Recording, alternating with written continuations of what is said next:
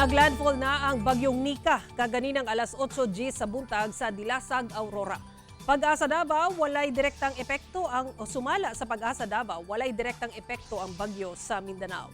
Sa 2 p.m. bulletin sa Pag-asa, nakataas ang signal number 4 sa northernmost portion sa Aurora, central ug southern portion sa Isabela, Kalinga, Mountain Province, northern portion sa Ifugao, central ug southern portion sa Abra, hasta na sa northern ug central portion sa Ilocos Sur, portion sa Ilocos Norte ug nabiling parte sa Ilocos Sur. Sumala sa Pag-asa, mutabok ang bagyong Nika sa mainland Luzon hangtod nga makaabot kini sa Ilocos Sur karong hapon o gabii.